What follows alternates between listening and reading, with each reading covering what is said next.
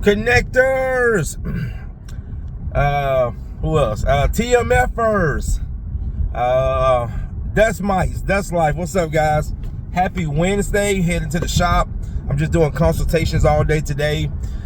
So anyway, I want to do a little video on my way to the office for new entrepreneurs, people who are getting into business. I talked to a young colleague yesterday. He's local. And I've had these conversations with many young entrepreneurs, and they say, Courtney, man, getting into business is kind of hard, making a name for yourself. Like this guy, he had put up a post and he was talking about a lot of the companies that are like, especially in the Atlanta, Georgia area, that are like, your bait and switch companies, your low price companies.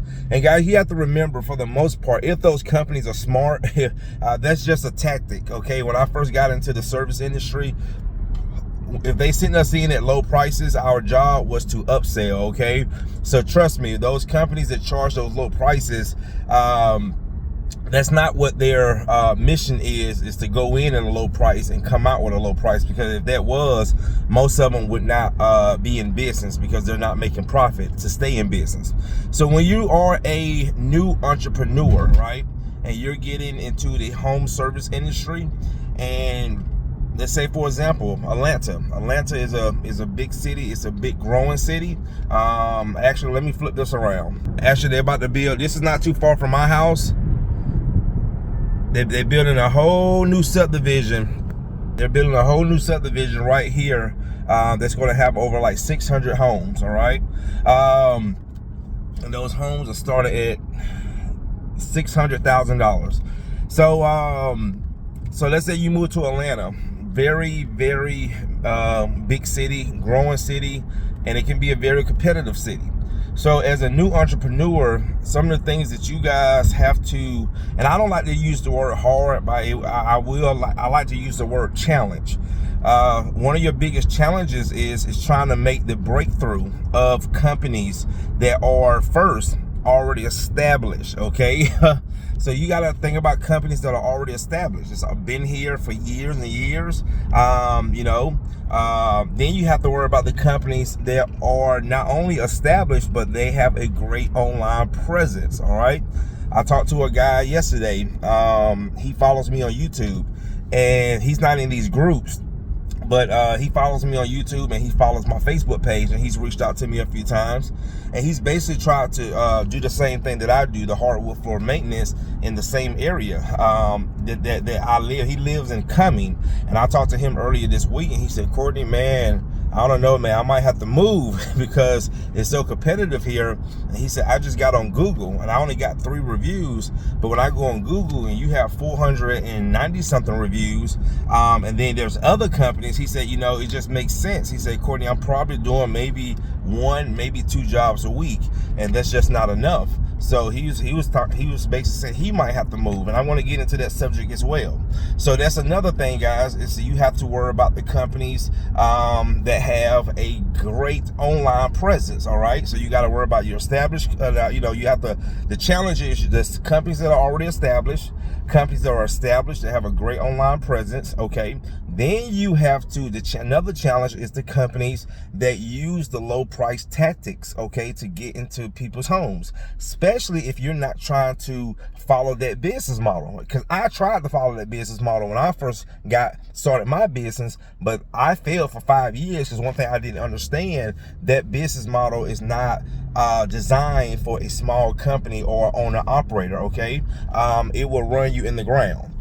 And then you have to also worry about the big companies who are nationally known. So let's say in the carpet cleaning industry, you got Zero Res, you got Standing Steamers, see their commercials every morning. Okay, so those are 4 challenges you have to that's going to be a challenge as a new entrepreneur, right? And guys, like I told these guys earlier, it can be discouraging, it can, but it just basically means you're going to have to put in some work. Okay, you're going to have to put in some work. You're going to have to put on, like your teacher used to tell you, to go another subdivision going up right here, another subdivision going up right here.